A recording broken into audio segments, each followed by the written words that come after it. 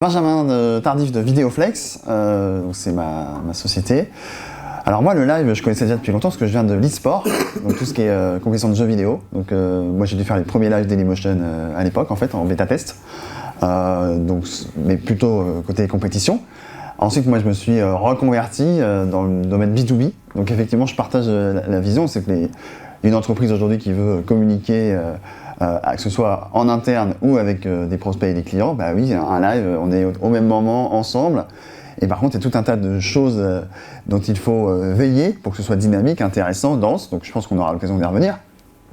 On va dire que entre le léger et le beaucoup moins léger, moi je me situerai au milieu. C'est-à-dire que moi je débarque n'importe où, conférence, entreprise, 3 tourelles, une régie multicam, des habillages à l'avance, un conducteur qu'on a bossé ensemble, de l'interaction si possible et si souhaité.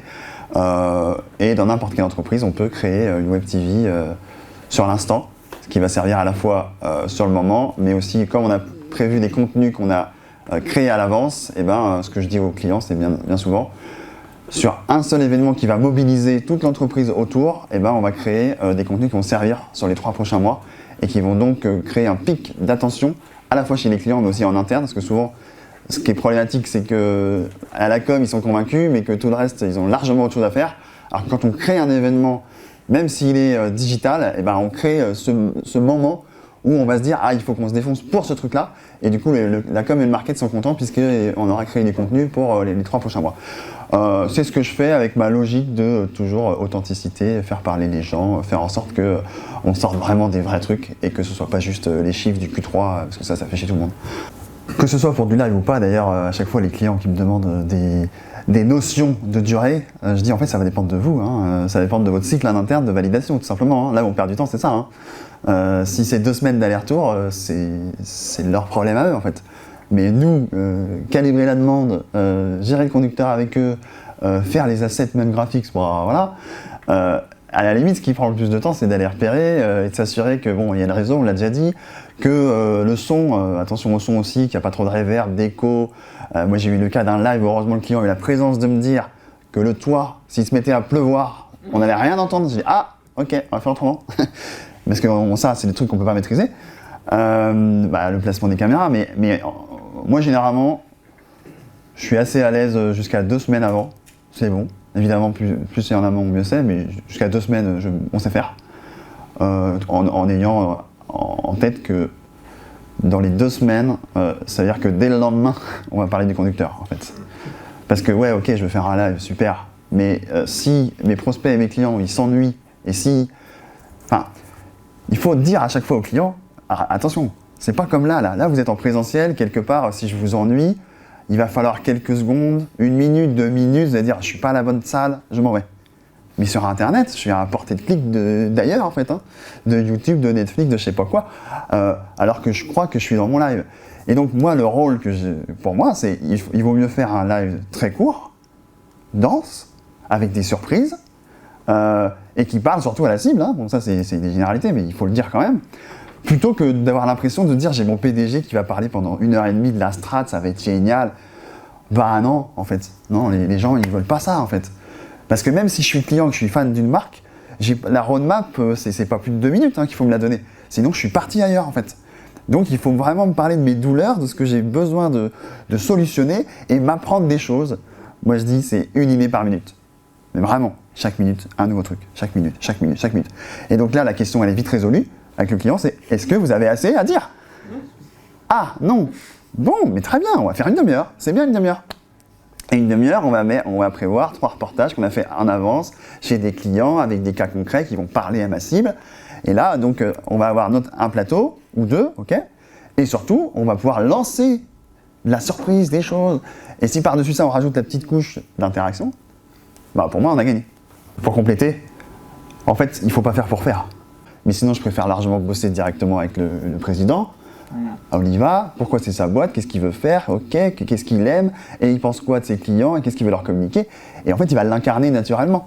Et par contre, l'argument que j'utilise beaucoup, c'est que l'avantage des personnes peut-être plus autodidactes, etc., qui vont avoir du mal à écrire des contenus, c'est que dans un live, via une interview, via des prises de parole croisées, et ben derrière, ça va donner du contenu qui est exploitable, certes en vidéo.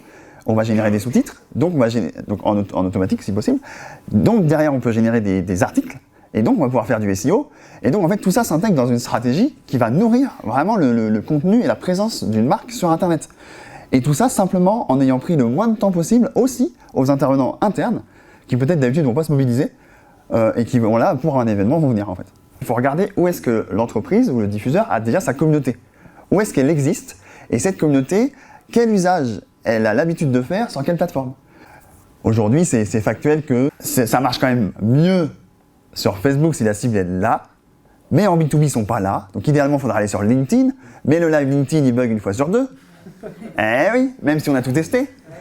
Moi, aujourd'hui, je ne vends plus de live LinkedIn. Je peux leur dire, on testera le jour J, si ça marche, tant mieux. Mais sinon, ce sera un YouTube, en fait. Parce que le YouTube, lui, il y a zéro faille. Et donc, vaut mieux prendre un flux YouTube et faire un post, on peut le créer à l'avance, faire un post 1 heure avant pour dire c'est là que ça se passe et c'est sur LinkedIn, ok. Et puis même on fera moins de reach. Bon bref, on va pas rentrer dans le détail. Mais pour moi en B2B, il faut pas éclater les. Faut pas chercher. Enfin, là c'était peut-être c'est B2C ce que tu citais. Mais en B2B pur, non, il faut un seul lien et on convie les gens et c'est un rendez-vous et on leur fait en sorte de les teaser suffisamment pour leur dire c'est inratable et il faut être là. Là. Et donc ça veut dire que si c'est inratable, c'est que si je suis pas au live, je loupe quelque chose. Après, c'est à trouver avec le client, qu'est-ce que je loupe si je ne suis pas là. Il faut que ce soit assez clair. Clair ou diffus.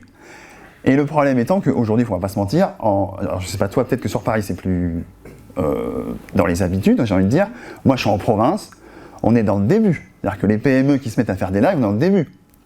Moi, aujourd'hui, quand j'ai un président d'une PME, peut-être de 200 personnes, mais qui a 60 ans, c'est clair que le live, il ne connaît pas, il ne comprend pas, bon, pourquoi faire, j'ai jamais fait ça. Même la com de base, c'est quoi ce truc? Alors que quand la même boîte qui a 100 ans, elle est rachetée par un dirigeant qui a 34, qui regarde lui, évidemment des live Twitch, du gaming et tout, ça lui paraît évident qu'on va faire en début d'année un kick-off pour annoncer les nouveautés à ses clients. Ça lui paraît évident. Donc qu'est-ce qu'on va faire, avec quel budget, machin, il y est en fait. Sauf que lui, il part de zéro en termes de communauté. Pour l'instant, ils envoient des newsletters et encore. Donc après, il y a une logique de se dire, il faudra les emmener dans on crée une communauté, ok, à quel but, qu'est-ce qu'on va leur faire faire, est-ce qu'on va l'animer derrière ou pas, est-ce que c'est un one-shot, est-ce que, on sait pas trop, bon bah on va tenter comme ça. Mais en gros, 80% des gens qui viennent me voir, que ce soit pour du live ou pas, ils viennent pas pour la bonne raison. Ils veulent faire quelque chose et ce qu'ils veulent faire, c'est pas ce qu'il faut faire. Donc bah, je leur dis, pourquoi faire? Qu'est-ce que vous voudriez idéalement obtenir? Ah ça, d'accord, bah c'est plus un live, ou alors c'est pas du tout un live. Ou alors ce sera plus quelque chose qu'on aura préparé en avance, qu'on va peut-être diffuser en live.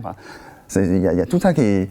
Mais effectivement, et je pense, alors peut-être qu'il ne faut pas le dire au satis parce que c'est beaucoup de matériel, mais on en a besoin de matériel. Mais le client final, le nombre de cams, le truc, il s'en fiche totalement. Ce qu'il veut, c'est quelque chose de qualitatif, à hauteur de ses moyens, évidemment. Et oui, que ça marche, voilà. Et après, heureusement, il nous fait confiance. Bon, ils font confiance. De toute façon, si votre confiance, on ne travaille pas, c'est pas possible, quoi. Voilà. Par contre, il faut aussi savoir être, on va dire, poreux et transparent et aller vraiment au fond du besoin, parce que, par contre, c'est à moi de me dire, là, il va falloir un cadreur.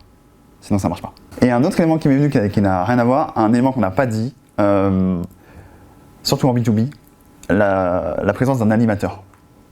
Quelqu'un qui va donner la parole, qui va relancer, qui va dynamiser, qui va couper, ça, c'est essentiel. Des fois, quand c'est un jeune dirigeant, il peut le faire, ça dépend des gens. Parce qu'il est habitué, voilà, mais rarement. Donc quelqu'un qui, si possible, connaît la thématique quand même. Donc pas quelqu'un qui arrive, oh je suis journaliste, je vais le faire. Non, quelqu'un qui est un peu passionné même et qui va aller chercher, qui va vraiment s'impliquer. Et donc lui, on l'implique pas forcément dès le début dans le conducteur, mais quand même assez tôt. Parce qu'il va mettre sa patte aussi, il faut que ce soit son truc à lui aussi, et il faut que ça devienne son objet, quoi. Du coup, je vais rebondir déjà sur la pause. On peut faire une pause en live, hein. Faut juste leur dire à quelle heure on revient et vraiment revenir à la bonne heure, en fait. Hein. Oui. Donc un compte à rebours, un truc, non mais c'est possible, une vraie pause, quoi. Ouais. Sinon, et puis, un peu comme en télé, hein, un teasing, voilà, pas juste un sommaire, un teasing. C'est pas pareil. Et dans 15 minutes, vous apprendrez ça. Ok, allez, je prends mon café, je reviens. Par rapport au chat, hélas, dans les générations qui sont mes clients actuellement, parler, même pour les animateurs pros, parler et regarder un chat en même temps, c'est mort. alors qu'un streamer de jeux vidéo, ça, il fait ça tout le temps, donc c'est deux cerveaux connectés. Mais idéalement, un chat, il doit vivre, et surtout, on doit le reprendre dans le contenu. On doit dire, ah machin, tu dis ça, ah toi, tu penses que, et d'ailleurs, vous en pensez quoi? Et là, on est dans un truc où on est ensemble, quoi. Ça, c'est absolument vital. Si on n'arrive pas à faire ça, je sais que vous avez ça dans votre solution, moi j'utilise plus WooClap, qui n'est pas une solution, qui est une solution plus académique à la base, mais elle a été détournée. Les nuages de mots, en fait. On pose une question, les gens vont répondre et ça va former un nuage de mots qu'on va reprendre ensuite dans le flux pour faire un feedback à ceux qui regardent que ce qu'ils sont en train de répondre, on le voit. Et donc on en parle, on le commente. Et typiquement, on amorce le premier nuage de mots, ça peut être depuis quelle ville vous nous regardez. Un truc qui est zéro engageant en termes émotionnels, machin, je sais pas quoi. Mais on va donner de la variété, donc tout le monde va se dire, oh on est plein, on est plusieurs, on est de différents trucs. Ok, je commence à être dedans. Et après, plus le live avance, plus on va pouvoir poser des questions plus intimes, plus sérieuses, celles qui nous intéressent vraiment en fait, pour avoir des vrais feedbacks qui vont être évidemment que des amorces, parce que dans un nuage de mots, on ne peut pas non plus se livrer entièrement. Mais par contre, on est sûr que sur un contenu précis, sur une question, sur quelque chose qui est ouvert, les gens vont vraiment nous dire ce qu'ils pensent, puisque mine de rien, sur un WooClap, peut-être chez vous d'ailleurs, ils ne sont pas logués.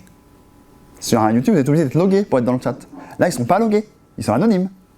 Donc je suis anonyme, je suis présent, et je dis ce que je pense. Et donc là, on est en train de créer dans la communauté un esprit de partage, de transparence, on vous considère en tant qu'utilisateur, donc faisons un bout de chemin ensemble.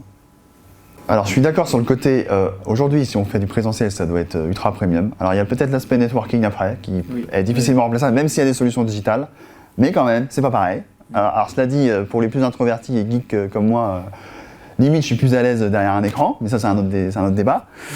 Donc il y aura les deux à mon avis à mixer. Et sinon moi dans ce que je vois, mais même en termes de communication pure hors live, même vidéo tout court, c'est une question de génération. Et là elle est en train d'arriver la génération, les trentenaires en fait. C'est-à-dire les gens pour qui c'est juste normal qu'en fait, il n'y a que la vidéo qui existe.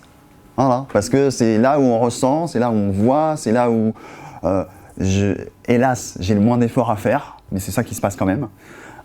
Et quelque part, bien travailler, toujours dense, et on peut beaucoup plus faire passer de messages en beaucoup moins de temps.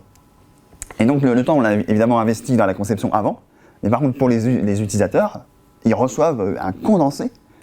Et là, comme ils sont très soucieux de leur temps, qui préfèrent passer sur Netflix, mais n'empêche que leur temps est précieux, et dès qu'on leur a rendu service, ils savent que du coup l'entreprise devient une source fiable, qui les considère, et donc dans ce cas-là, on entretient une relation, on crée une relation de cette boîte-là, elle pense à moi, et elle n'est pas en train de faire je, elle pense vraiment à moi, utilisateur, client, prospect, elle me donne des clés, et donc son prochain live, je ne le manque pas.